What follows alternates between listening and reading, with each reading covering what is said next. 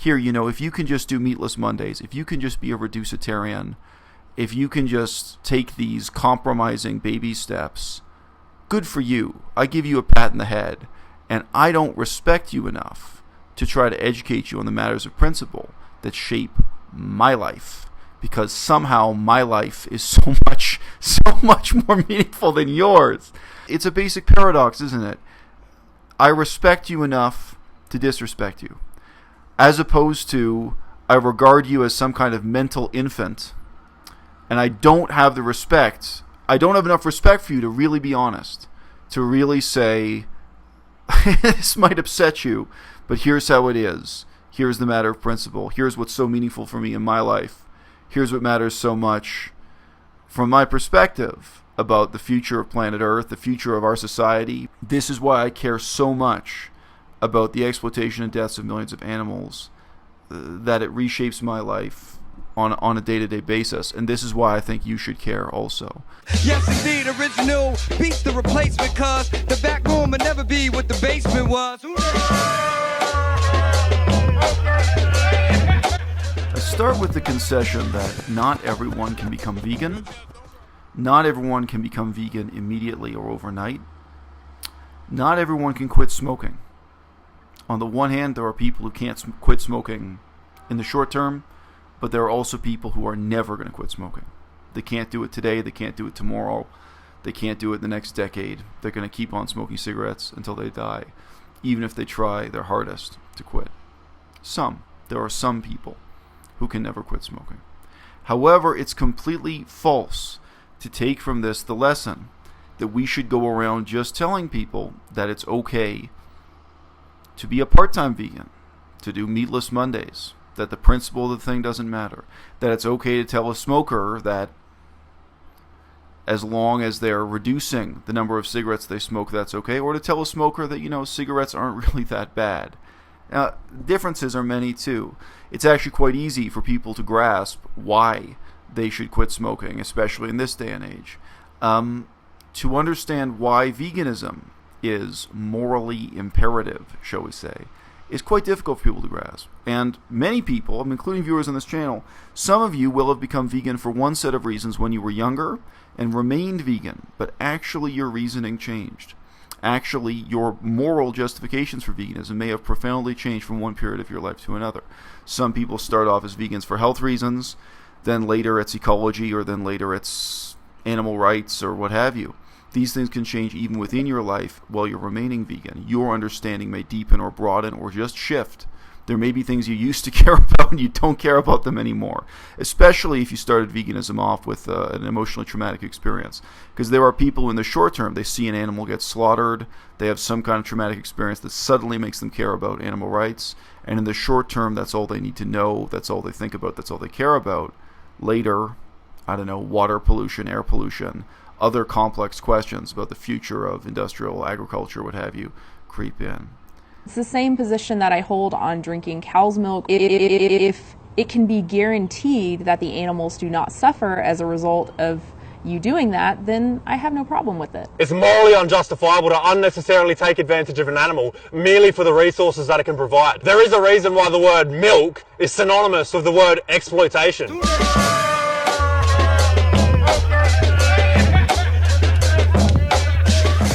It is somewhat difficult to imagine the scenario of talking to someone who really does not understand that smoking is bad for them in the 21st century. It was the case not that long ago. But to imagine yourself talking to someone where you're not just trying to motivate them to quit smoking when they already know and agree that it's something they should do, but you're actually trying to educate them on the matters of principle involved in smoking versus not smoking. And with veganism, it's both the case that we have that uphill struggle, that, the concept of veganism is new to people. Some people don't know if it's healthy. Some people don't know if it's possible. Some people sincerely do not think it's possible for them to become vegan. And the matters of principle really are very complex, and we don't agree amongst ourselves. If there's one thing you've learned from this channel, it's that the level of agreement on matters of principle amongst vegans is much less than anyone could have possibly supposed. with examples of, what to do about vivisection, what to do about pet ownership, castration, what to do about treatment of wild animals in contrast to domesticated animals. There are many issues that I really do consider profound and worth debating, where the debates are still very fresh, very unsettled, very divisive within veganism. Do you respect someone enough to really deal with the matters of principle on a case-by-case basis when you're talking to people?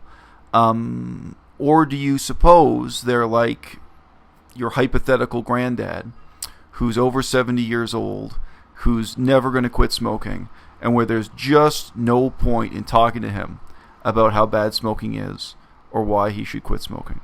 You can't regard the whole world that way, but some people really are that way. Some people never can be vegan. But in terms of, having contempt for your fellow man, for your fellow human beings, I think you're starting off on the wrong foot by saying to people, oh, well, here, this is good enough for you. Here, if you can just do meatless Mondays, if you can just be a reducitarian, if you can just take these compromising baby steps, good for you. I give you a pat in the head, and I don't respect you enough to try to educate you on the matters of principle that shape my life, because somehow my life is so much more meaningful than yours.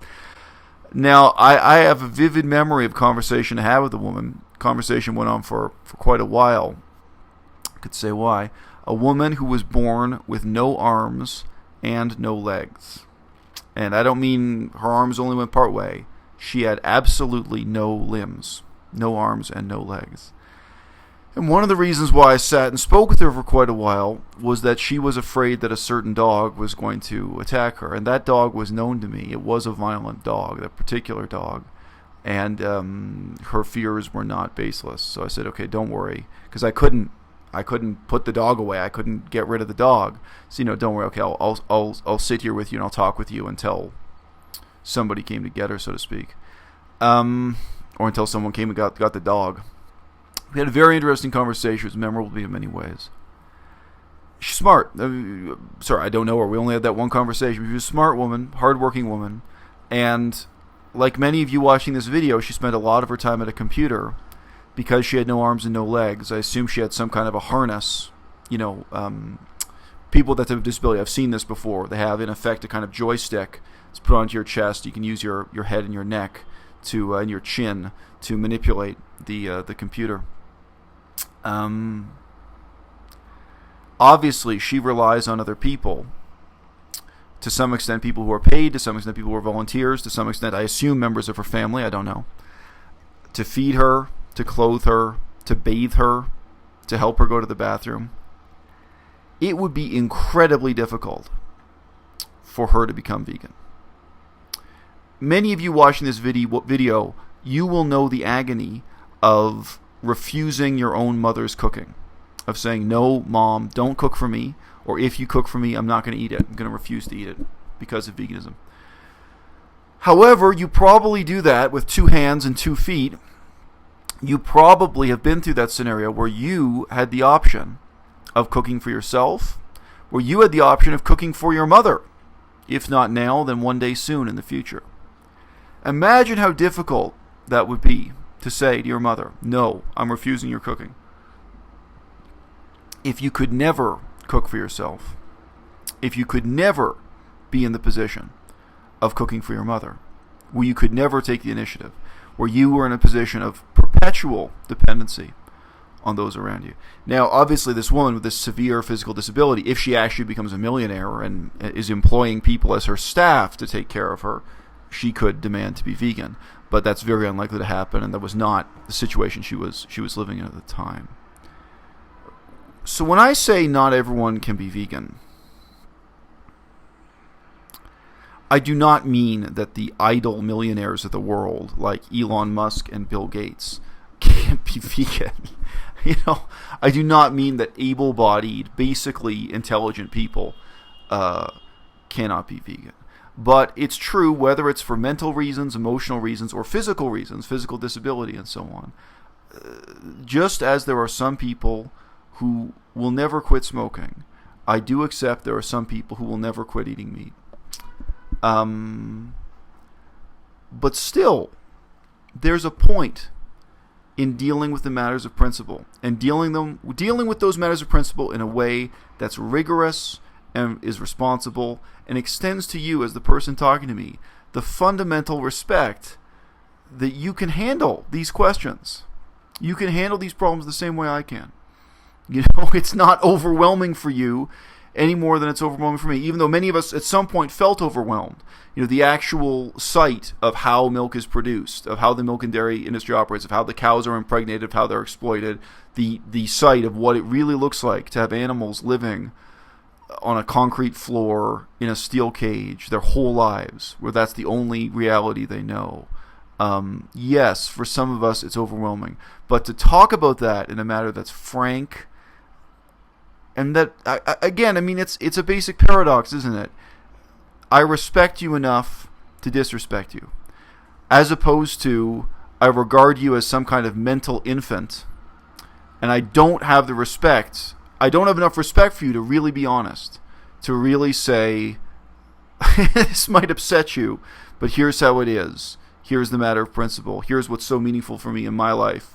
Here's what matters so much from my perspective about the future of planet Earth, the future of our society, you know, modern Western society or modern Chinese society, wherever you're living. This is why I care so much about the exploitation and deaths of millions of animals, that it reshapes my life on a day-to-day basis. And this is why I think you should care also. Do I respect you enough to disrespect you? The other day, a young woman here at the school, and it's significant for the story, she's a conventionally beautiful young woman. I don't know if she's 19 or 21. I don't know. I don't want to know. She came up to me and said, there were other people in the room, and said in a sort of loud, chirpy voice, "Oh, so you're vegan?" I said, "Oh, how did you figure it out?" You know, there were other people around, kind of amused by the conversation. And she gave this very peculiar series of statements that she's not vegan, but a lot of the other young women at her college are vegan, her college in the United States.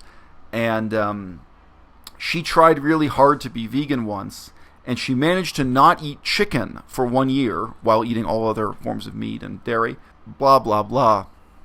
And my response, that was humorous and was received as humorous. Other people in the room, laughed a little bit. Pardon me. I said to her, because she insisted that she had tried really hard. She said more than once she tried really hard to be vegan. And I said to her, well, it sounds to me like you didn't try really hard at all. I said, but, you're young still. Maybe next year you can try harder and you can fail harder too. It's not much of a joke, but she was slightly amused, and the other people in the room were amused. That was not taken as offensive in the context of that peculiar conversation. But still, it was clear to me that for her, I think precisely because she's a good-looking young woman, nobody had ever said anything like that to her before.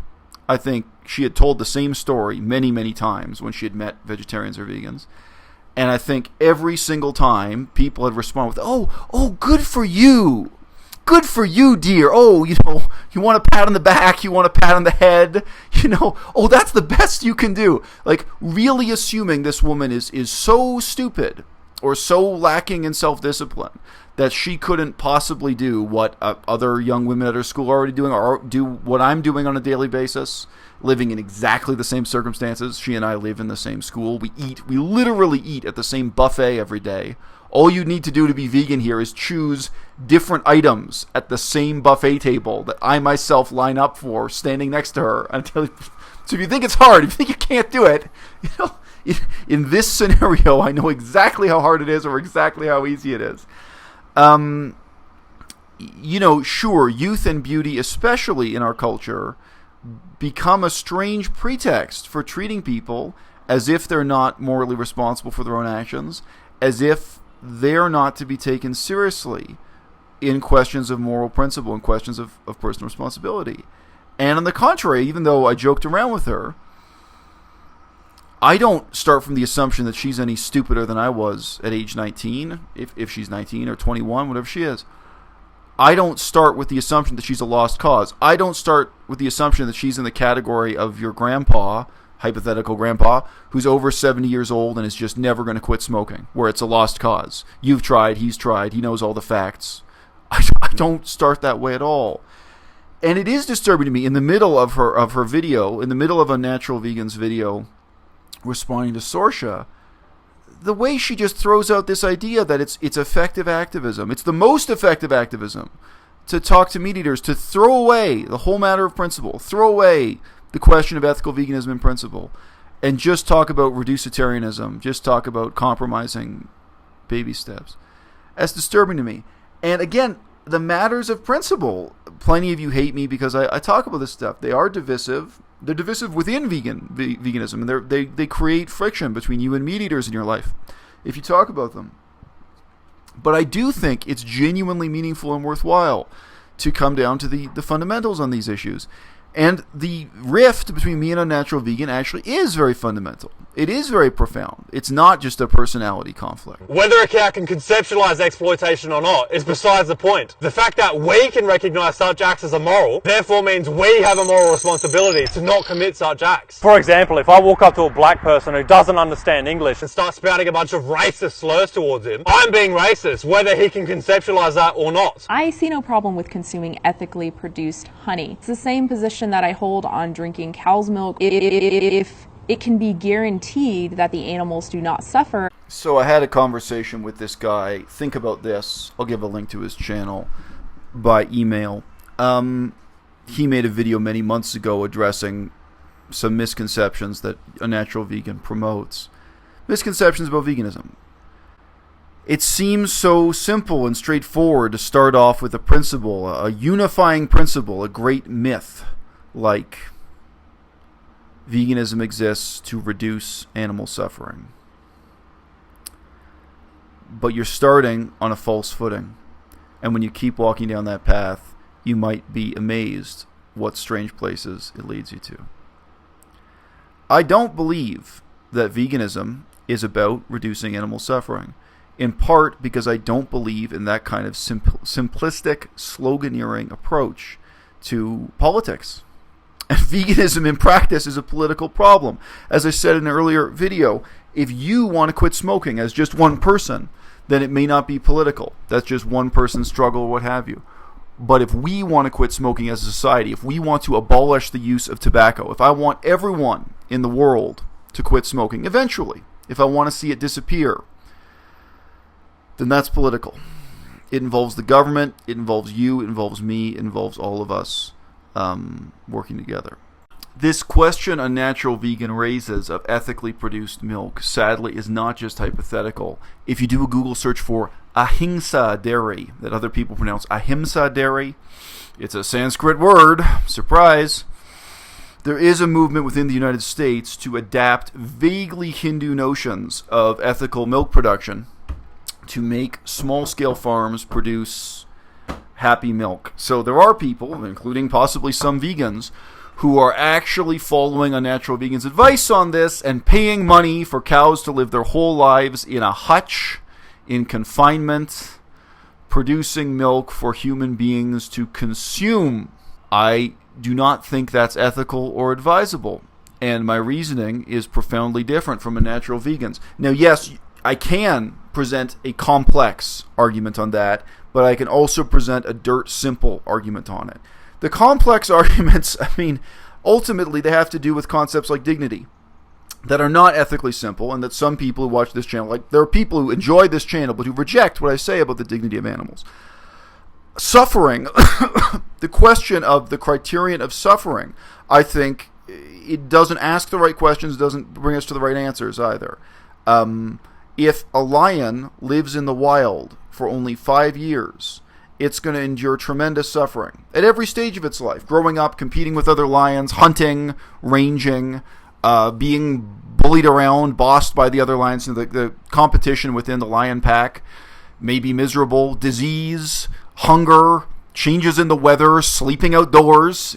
I mean, this lion's life in the wild in many objective ways may be miserable, may have a lot of suffering. And then especially towards the end, this lion's death may be long and slow and painful in the wild.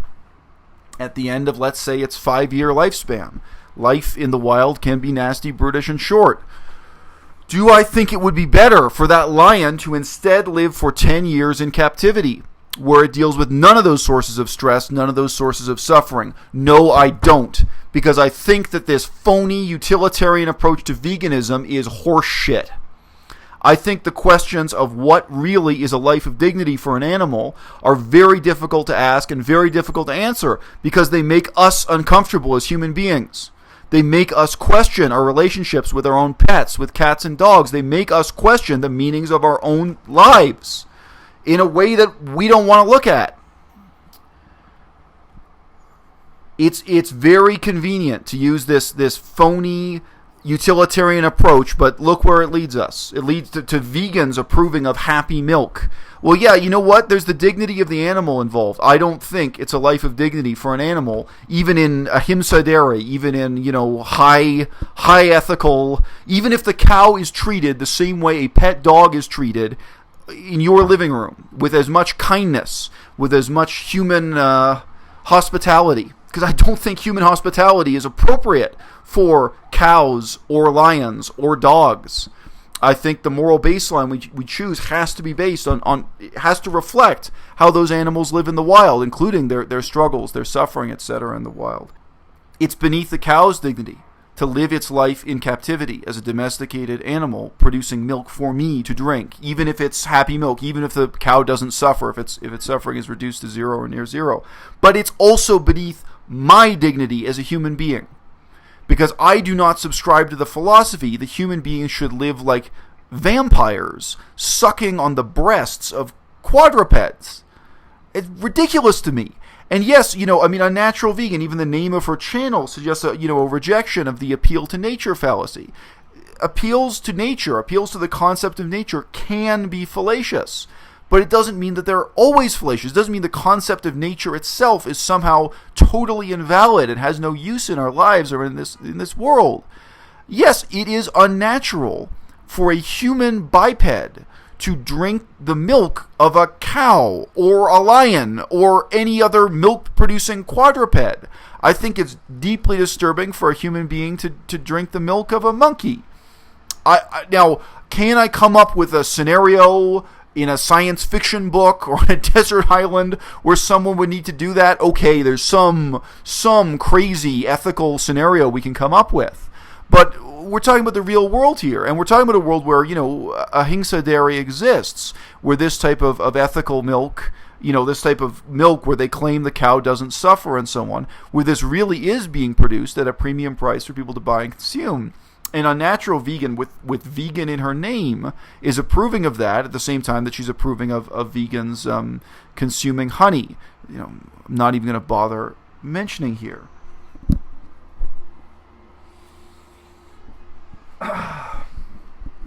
Why did I never reply to this specific controversy before? Because I have just had some email with Think About This, the other guy in that video.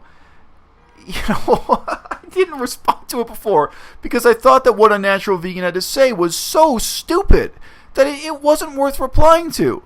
And it didn't seem to me as fundamentally challenging as this issue of domesticated pets and castration of dogs that you now know I've devoted quite a lot of time to. Now, why is it so stupid? Because there's a much simpler approach to veganism that refutes this problem or obviates this problem. And that is the concept of doing the best you can.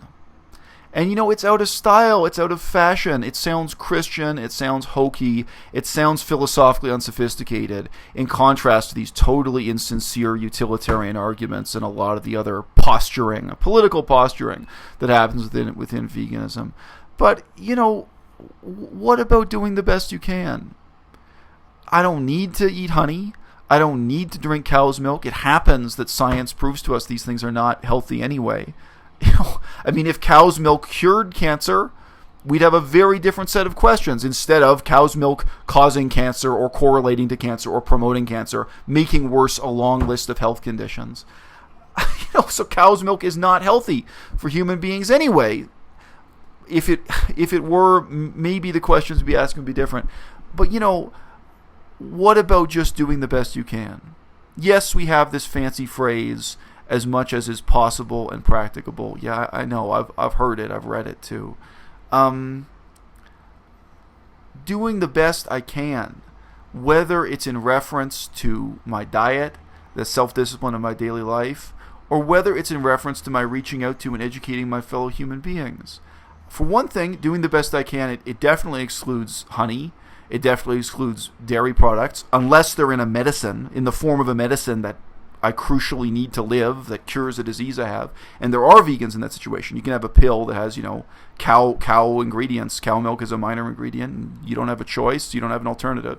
You ask for the pill without that ingredient, but you can't get it. It's tough. Life is full of tough compromises that way. But doing the best I can also applies to these other scenarios. Whether I'm having the conversation with the girl who literally has no arms and legs, or I'm talking to the able-bodied young American college student who says she tried really hard to be vegan because she stopped eating chicken for 1 year and then went back to eating chicken. I don't owe it to them. I don't owe it to myself. It's not about a utilitarian principle of reducing suffering or anything else. You know what? If I talk to you, I'm going to do the best I can. I'm going to talk to you about the real principle of the thing, what really matters, what's really meaningful to me. I'm not going to give you a watered down, dumbed down, halfway version of veganism. I'm not going to sell you on reducitarianism. I'm not going to tell you that meatless Mondays are okay and taking halfway steps is okay. For the same reasons that if you're a cigarette smoker, I wouldn't tell you, but smoking cigarettes is not that bad. My grandfather lived to be more than 80 years old and he smokes cigarettes, so it's okay, it's not that bad. I'm never going to tell you it's okay. Maybe I can have a sympathetic conversation with you. Maybe I can have a humorous and lighthearted conversation with you. It doesn't have to be, tear-jerking or what have you. But, that's the simpler principle of the thing, is just doing the best you can. I do it for the love, I don't do it for the dough, but I know these sucker figures will, so they keep me on my toes. What's sad is I couldn't tell you what I'm hated for.